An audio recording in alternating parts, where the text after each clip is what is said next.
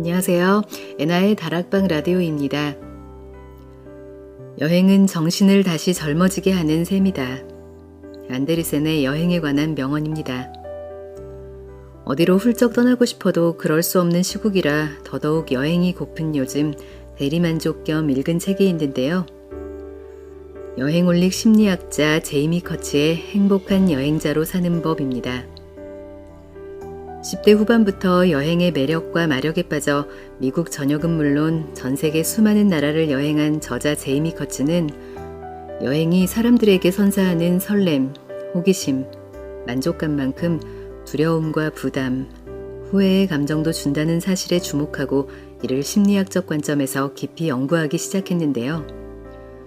그렇게 자신의 전문 분야인 심리학의 흥미로운 연구와 실험 결과들을 바탕으로 우리가 어떻게 하면 더 행복한 여행을 떠날 수 있을지를 쉽고 흥미롭게 이야기해 줍니다.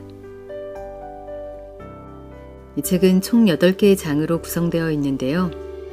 막연히 떠나고 싶은 순간부터 구체적인 여행 계획을 세우는 순간, 그리고 낯선 곳으로 떠나 여행을 즐기는 순간, 다시 일상으로 돌아와 여행지를 추억하는 순간까지 이 모든 과정들 곳곳에서 인간 심리의 다양한 측면을 세밀하게 포착해냅니다.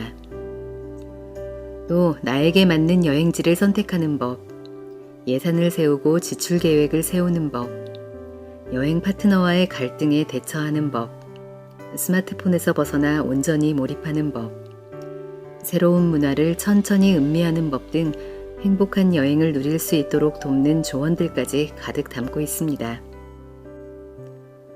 이 중에서 오늘은 5장 낯선 골목에 들어서서의 일부 내용 소개해드립니다. 당장 떠날 순 없지만 언젠가 선물처럼 주어질 설레는 여행의 순간을 상상하며 오늘도 끝까지 편안하게 들어주세요.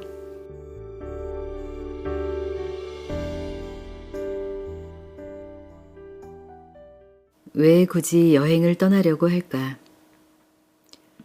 여러분이 다음 여행지를 골랐다고 가정하자. 지구상의 거의 모든 곳을 자세히 볼 수 있게 해주는 놀라운 틀인 구글어스를 이용해 여행지를 살펴보기로 한다. 스크롤, 줌인, 다시 스크롤을 반복하다가 마침내 정확한 위치를 찾아낸다. 이제 여러분의 모니터에 광활한 전경이 펼쳐지면서 해안선, 산맥, 고대 도시의 구획 배치 등을 확인하게 되었다. 하지만 너무 넓게 살피다 보면 세부적인 정보를 놓칠 수 있다. 화면을 좀 더 확대해서 도로, 건물, 강, 산을 보자.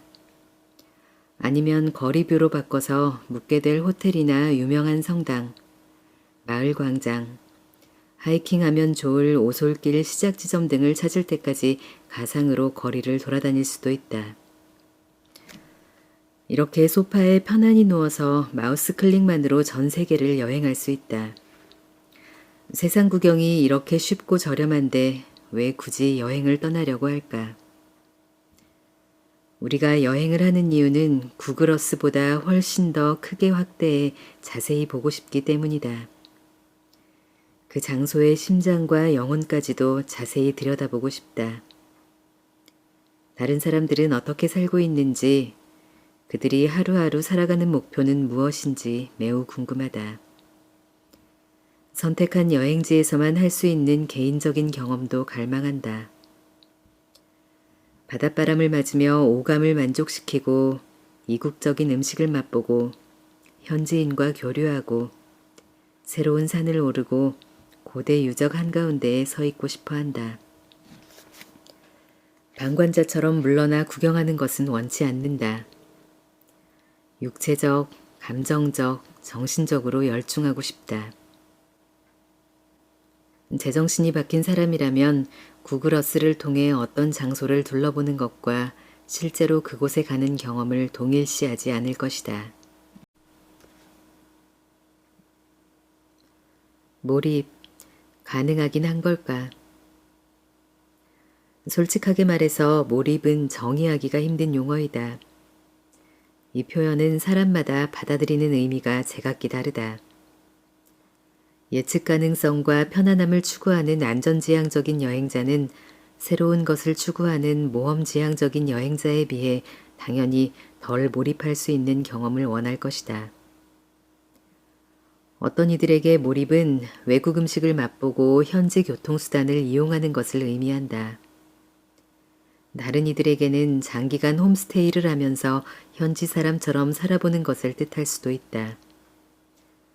그럼에도 어떤 것이 몰입이 아닌가에 대해서는 다들 동의할 것이다. 함께 여행 온 일행끼리만 어울리고 집에서와 똑같은 음식만 먹고 여행자로 붐비는 지역에서만 지낸다면 여행에 몰입할 수 없다. 완벽하게 즐거운 여행이 될 수는 있겠지만 몰입식 여행과는 거리가 멀다. 내가 몰입이라고 하는 것은 자신을 여행지의 사람, 장소, 활동, 관습에 노출시키는 적극적인 과정을 뜻한다. 그러기 위해서는 열린 마음과 호기심이 필요하다. 자신의 경험에서 벗어난 무언가를 맞닥뜨릴 때마다 이건 너무 이상한데 라고 말하려는 충동을 억눌러야 한다. 이와 관련해 작가 클리프턴 패디먼이 했던 말을 기억하자. 여행을 다닐 때는 여행지가 여러분의 편안함을 위해 만들어진 곳이 아니라는 것을 기억해야 한다. 그곳은 그 나라 사람들이 편안하게 지내도록 만들어진 곳이다. 몰입여행이라는 개념은 지금부터 80여 년 전부터 시작된 국제적 삶체험 프로그램으로 거슬러 올라간다. 10대 후반의 청소년과 젊은 청년들을 위해 마련된 이 프로그램은 다양한 문화권 출신의 사람들과 소통하고 협력함으로써 세계 평화와 이해를 증진시킨다는 사명을 안고 만들어졌다. 처음 시작될 당시에는 유행의 선도자였다. 흔히 몰입여행이라 부르는 활동의 모든 측면에 있어서는 지금도 그렇다. 이 프로그램에 처음 참가했던 학생들은 홈스테이를 하면서 국제적인 지역 봉사 프로그램과 비교문화 교육에 가장 먼저 참여했었다. 최근에도 이 프로그램은 공감대, 지속성, 리더십, 인권 등에 초점을 맞춰 계속 운영되고 있다. 최근에는 우버, 에어비앤비, 홈어웨이 같은 공유 서비스 덕분에 한 장소에 몰입할 수 있는 기회가 크게 늘었다. 리조트 발코니나 지하철에서 바라보기만 하면서 현지인들과 거리를 유지하지 않는다. 공유 경제를 통한 상호 교류와 이해를 장려한다. 하지만 몰입 여행의 황금 시대에 살고 있다는 결론을 섣불리 내리지 않기 위해 한 가지만 말해두려 한다. 사실 예전에는 지금처럼 여행 중에 집과 연락하는 것이 수월했던 적이 없었다. 게다가 세계화의 가속화로 불과 100년 전만 해도 현지 식당만 즐비하던 곳에서 맥도날드와 스타벅스를 쉽게 찾아볼 수 있다. 페이스북과 빅맥, 벤티 사이즈의 화이트 초콜릿 모카 프라푸치노에 저항할 수 없는 매력 외에도 우리의 몰입 여행을 방해하는 매우 실질적인 문제가 하나 있으니 바로 시간이다. 미국 여행협회의 보고에 따르면 미국인들은 1년에 평균 16일의 휴가를 사용하며 한 번의 여행에 평균 4일 정도를 쓴다고 한다. 새로운 장소를 편하게 느끼기 시작하고 다른 문화에 성공적으로 동화되려면 6개월 정도 필요하다는 연구 결과가 있다. 아직 그곳의 언어를 완벽하게 습득하지 못했다면 그보다 더 오랜 시간이 걸린다. 따라서 일반적인 단기 여행에서는 진정한 몰입과 비슷한 것조차 시도할 수 없다. 하지만 의지만 있다면 짧은 순간 동안 직접 경험하면서 소소한 몰입을 꾀할 수도 있다. 동남아시아의 자전거 여행 회사인 그래스 하퍼 어드벤처의 마이클 벨은 몰입 여행의 요소를 이렇게 설명한다. 몰입 여행은 여러분이 묵기로 한 장소에서부터 시작됩니다. 어딜 가나 다 똑같이 생긴 국제적인 호텔 체인 말고 그 지역에서만 볼 수 있는 호텔을 선택하세요. 현지인이 운영하는 식당에서 식사를 하시고요. 직접 조사를 해서 현지 음식을 맛보고 수공예품을 비롯해 현지에서 만든 물건을 구입하세요. 무엇보다 여행자들이 많이 다니는 코스는 피해야 합니다. 파리 같은 대도시 외에도 세상에는 다른 어디서도 구할 수 없는 지역 특산 와인을 만드는 작은 마을들이 많습니다. 대개의 경우 이런 곳에는 공항이 없기 때문에 여행자들이 자주 오지 않지요. 가장 중요한 것은 단어 몇 개라도 현지어를 배워서 그곳에 사는 사람들과 대화를 나누는 겁니다. 그의 조언 중에 시간이 많이 걸리는 것이 단 하나도 없다는 사실에 주목하자. 호기심과 열린 마음을 갖고 약간의 조사만 하면 충분히 시도할 수 있다.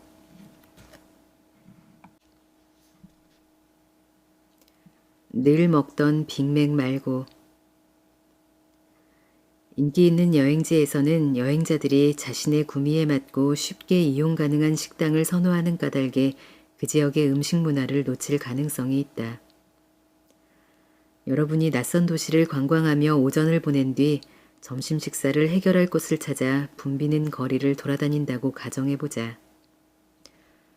몸은 지쳤고 날씨도 더워서 휴식이 간절했는데 그늘이 드리워진 카페 형태의 식당이 오아시스처럼 눈앞에 나타난다. 게다가 메뉴가 영어로 적혀 있다. 카리스마 넘치는 주인이 문 앞에 서서 환한 미소와 매력적인 억양의 영어로 어서 들어오라고 부른다. 마치 여러분만을 기다리고 있었던 것 같다. 이런 식당일수록 절대 들어가면 안 된다. 비쌀 뿐만 아니라 그 지역 사람들이 실제로 먹는 음식이 아니라 여행자들의 대략적인 취향에 맞춘 정통에서 벗어난 음식을 내놓을 테니 말이다. 좀 더 그 지역만의 경험을 하고 싶다면 거기서 멈추지 말고 계속 움직여야 한다. 관광지구를 벗어나 몇 블록만 더 걸어가면 무엇이 나타나는지 보자. 아니면 미리 조사를 해서 계획을 세우면 지치고 절망적인 기분을 느낄 때에도 여행자들을 노리는 덫에 쉽게 걸려들지 않을 것이다. 식료품 쇼핑도 잊으면 안 된다. 아니면 구경만이라도 꼭 하길 바란다. 여행을 자주 다니는 내 친구는 늘 이렇게 강조한다. 슈퍼마켓에는 꼭 가봐. 나한테는 그 어떤 박물관보다 흥미로운 장소거든. 2018년 세상을 떠난 세계적인 요리사이자 방송인이었던 앤서니 보데이는 CNN의 미지의 세계라는 프로그램에서 여러 지역을 돌아다니는 요리 모험을 하며 유명세를 탔다. 그 또한 생전에 내 친구와 똑같은 주장을 했다. 처음 가보는 도시에 도착하면 뭘 하느냐는 질문에 그는 이렇게 답했다. 나는 이른 아침에 가장 큰 시장에 가봅니다. 그곳에서 무엇을 파는지, 이 계절에는 어떤 물건이 있는지 보고 싶거든요. 시장 상인을 대상으로 먹거리를 팔기 위해 잠깐씩 영업하는 작은 가게도 꽤 도움이 됩니다. 그 도시에서 무슨 일이 벌어지고 있는지, 음식은 어떤지 곧바로 알 수 있으니까요. 아니면 좀 더 직접적이고 간단한 방법은 현지 주민에게 자주 가는 식당이 어디인지 묻는 것이다. 택시 운전사나 호텔 직원도 여행자들은 잘 가지 않는 진짜 인기 식당이 어디인지 알려줄 것이다. 또 다른 친구는 이렇게 말했었다. 작은 동네 식당에서 밥을 먹으면서 직원들과 수다를 떨고 가까워진 뒤에 내가 모르는 이곳에서 반드시 해봐야 하는 일이 뭔지 물어보는 거야. 마지막으로 현지인의 집에서 함께 식사를 할 수도 있다. 최근에는 공유경제 개념이 확대되어 집이나 차를 함께 쓰는 것을 넘어 식사를 함께 하는 경우도 있다. 몇 년 전에 덴마크로 여행을 갔을 때 친구와 나는 덴마크 사람과 식사를 이라는 프로그램을 경험했다. 이 프로그램의 개념은 단순하다. 프로그램을 진행하는 회사의 몇 가지 세부 정보만 알려주면 원하는 조건에 맞는 덴마크 가정과 연결시켜준다. 여행자는 정해진 시간에 그들의 집으로 찾아가기만 하면 된다. 서로 친해지기 위해 대화를 나눈 뒤 그들은 맥주를 곁들인 코스 식사를 제공했다. 이건 내가 원했던 프로그램이었다. 우리가 만났던 피아와 라르스 커플은 코펜하겐 교회에 살았다. 그들의 집으로 식사를 하러 가지 않았다면 절대 가볼 일 없는 지역이었다. 라르스는 내성적인 컴퓨터 프로그래머였는데 맥주를 몇 잔 마시자 말문이 열리기 시작했다. 피아는 사교적인 변호사로 자신이 가꾼 정원을 무척 자랑스럽게 여겼다. 음식은 꽤 기본적인 것들이었다. 그들은 우리를 감동시키는 데는 별 관심이 없었다. 그저 평범한 식사, 평범한 생활을 나누길 원했다.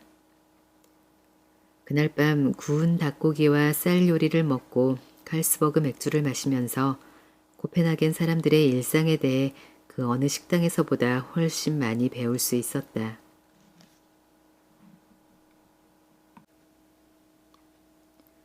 헤매고 다니는 게 뭐 어때서?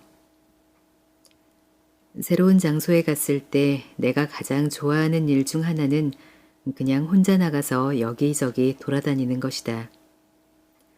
길을 잃거나 방향을 잘 모를 때는 이제 갓 만들어진 머릿속 지도를 찾아보지만 그것마저 실패할 때는 구식 종이 지도를 꺼내 지금 있는 곳이 어디인지 살펴본다. 왜 스마트폰을 사용하지 않는지 궁금한가? 나는 구두쇠라서 비싼 데이터 요금을 지불하는 것이 아깝다. 또한 길을 찾기 위해 계속 스마트폰을 붙잡고 싶지 않아 일부러 사용하지 않기도 한다. 스마트폰이 효율적이기는 하지만 나도 충분히 할 수 있는 일을 빼앗기면 왠지 수동적이고 무력해진 기분이 든다. 내가 주도하는 것이 아니라 마치 끌려다니는 신세가 되는 것 같다. 그것이 전부가 아니다. 스마트폰을 사용하면 발견의 기쁨과 자부심까지 빼앗긴다.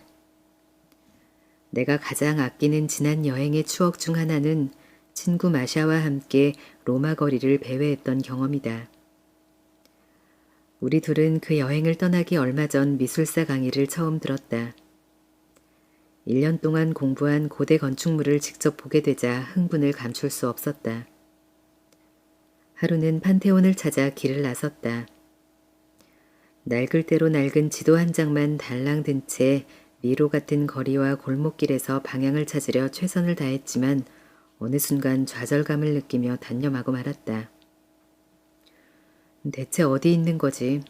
그렇게 크고 유명한 명소를 찾는 것이 어쩜 이리도 어려울까? 정처 없이 헤매던 우리는 결국 좁은 골목길을 벗어날 수 있었고 거기서 100m도 채 되지 않은 번잡한 광장 한가운데 그토록 찾던 판테온이 있었다. 처음에는 눈이 휘둥그레질 만큼 충격을 받았지만 곧 경외감과 환희를 느꼈다. 우리는 건물로 들어가 돌아본 뒤 근처 카페에 자리를 잡고 피자를 먹으면서 북적이는 도시 한복판에 마술처럼 나타난 건물을 바라보았다. 만약 당시에도 스마트폰이 있었다면 마샤와 나는 한순간도 허비하지 않고 판테온을 바로 찾아냈을 것이다. 길을 잃는 좌절감도 느끼지 않았을 것이다. 하지만 이렇게 효율적인 기기 때문에 뭔가 놓치는 것은 없을까? 길을 찾는 정신노동을 기술에 의지하면 그 일에 대해 그다지 깊이 생각하지 않는다. GPS가 고장난 줄도 모른 채 원래 가야 하는 길에서 벗어나 그저 알려주는 길을 따라 생각 없이 수백 킬로미터를 달린다거나 폐쇄된 다리 끝까지 차를 몰고 가서야 잘못됐음을 깨닫는 사람들이 의외로 많다. GPS에만 의지하면서 머리를 쓰지 않았다는 뜻이다. 한 연구에서는 런던의 택시 운전사와 버스 운전사 표본 집단을 서로 비교했다. 실험 참가자들은 연령이나 경력, 다른 중요한 변수들이 비슷했고 두 집단 모두 승객운송이라는 유사한 업무를 수행한다. 런던의 구불구불하고 복잡한 도로를 헤쳐나가는 데 있어서 최고의 전문가들이라 찬사를 받는 런던 택시 운전사는 버스 운전사에 비해 주요 랜드마크에 대해 잘 알고 있을 뿐만 아니라 랜드마크 사이의 거리를 판단하는 능력도 뛰어났다. 더 놀라운 것은 정해진 노선을 따라 운행하는 버스 운전사에 비해 택시 운전사들의 공간 추론 및 공간 관계와 연관된 뇌 부위에 회백질이 더 많은 것으로 확인되었다. 택시 운전사 중에서도 경력이 많을수록 회백질 양이 더 많았고 은퇴한 경우 해당 부위의 회백질 양이 줄어든 것으로 확인되었다. 이 결과로 보아 꾸준히 사용하지 않으면 줄어드는 현상이 나타나는 듯하다. 인지과학자 율리아 프랑켄슈타인은 인간이 기술에만 의존하는 것과 관련해 이런 말을 했다. 우리는 GPS를 사용할 때 A에서 Z까지 가는 길은 보지만 그 사이에 있는 랜드마크는 보지 않는다. 이렇게 줄어든 정보를 이용해서 인지 지도를 만드는 건 음표 몇 개만 듣고 악보 전체를 그리려고 하는 것과 마찬가지다.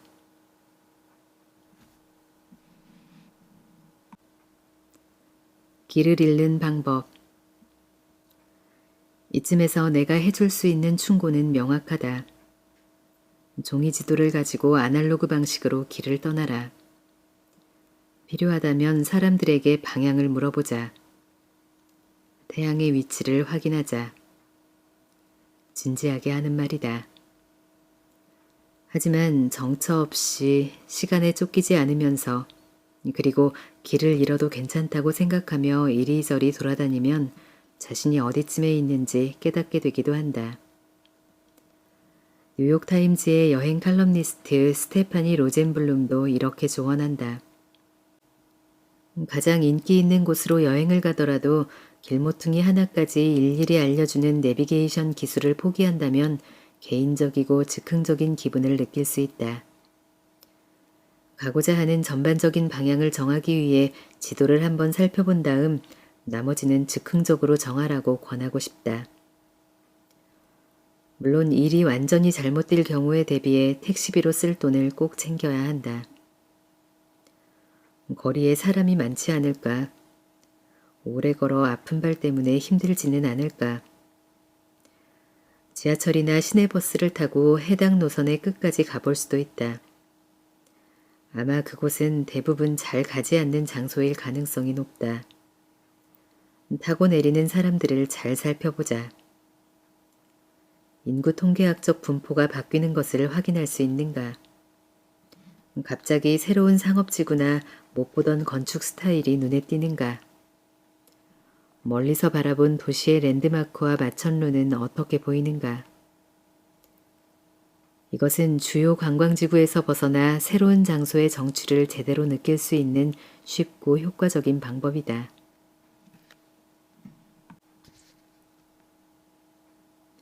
여행을 풍요롭게 만드는 경외심. 대자연 앞에서 자신이 작아지는 기분을 마지막으로 느낀 것이 언제인가? 어떤 거대하고 완전히 낯선 대상, 너무나도 놀라운 대상을 이해하기 위해 긴 시간이 필요했던 때가 있었는가? 이런 감정은 인간이 지구상에 존재하게 된 이후 늘 느꼈을 것이 분명하다. 심리학자들이 경외심이라는 복잡한 감정을 조심스럽게 분석하기 시작한 것은 그리 오래되지 않았다. 이런 경외심은 도저히 설명할 수 없고 지적 능력으로 계산이 불가능한 경험을 했을 때 느끼는 감정이다. 경외심은 종교적인 경험의 일부일 수도 있지만 세속적인 영역에서도 느낄 수 있는 감정이다. 사람들이 인생 최고의 경험이라고 묘사하는 순간들은 대부분 경이로운 요소를 포함하고 있다. 다시 말해 초월과 겸손, 자기인식의 상실, 시간과 공간 개념이 사라진 것 같은 느낌, 세상이 아름답다는 생각에 사로잡히는 느낌이다. 경외심에 대한 초기 과학적 연구 중 하나에서는 경외심이 행복과 완전히 다른 경험을 통해 야기된다는 것을 증명함으로써 평범한 행복과 확실하게 구분했다. 행복이 보람있는 사회적 관계나 목표 달성을 통해서 생기는 결과라면 경외심은 자기중심적인 감정이다. 파노라마처럼 펼쳐진 경치를 보는 것처럼 자연 속에 있거나 예술작품이나 음악을 접할 때면 행복보다는 경외를 느끼는 경우가 많다. 여행을 하면서 추구하는 자연, 예술, 음악 같은 것들이 경외심을 불러일으키는 대상이라는 사실에 주목하자.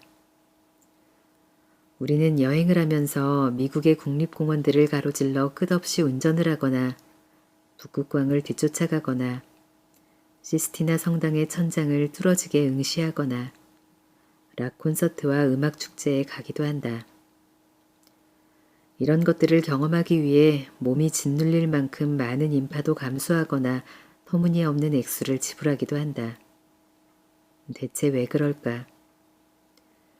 어쩌면 자신은 의식하지 못할지도 모르지만 결국 추구하는 것은 경외심이라는 특이한 경험이다. 여러분은 경외심을 느낄 때의 기분을 잘 알고 있을지도 모르겠다. 마냥 행복한 기분이라고 설명할 수 없지 않던가. 자신이 작고 하찮은 존재가 된 것 같은 느낌이다. 마치 내가 나 아닌 다른 존재가 된 것 같은 기분이 들기도 한다.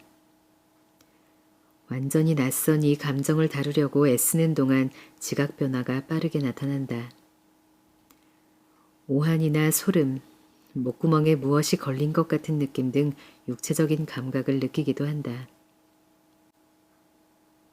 경외심은 사람을 변화시키는 힘이 있다는 말을 자주 듣는다.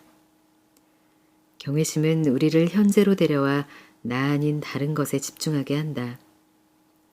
일상적인 일들이 머릿속에서 사라진다. 그랜드 캐니언과 같은 대자연을 목도하면 저녁 식사로는 뭘 먹을까 같은 생각은 들지 않는다. 아이들과 조금 전 말다툼을 했더라도 그곳에 서서 불가사의한 자연을 마주하면 말다툼 같은 것도 금세 잊힌다. 경외심은 우리를 좀 더 관대하고 친사회적인 존재로 만든다. 아마도 우리의 관심을 작디 작은 자아에서 바깥 세상으로 돌려 거대한 힘과 규모를 느끼도록 이끌기 때문이다. 경외심을 느낀 사람은 시간에 대한 인식이 달라지는 것도 경험한다. 시간이 아주 풍부하다고 느끼게 되어 결과적으로 안다라는 것이 줄어든다. 고층 건물 꼭대기에서 바라보는 전경이든 강바닥에서 보는 경치든 내가 가진 돈으로도 얼마든지 경험할 수 있는 경외심은 여행을 풍요롭게 한다.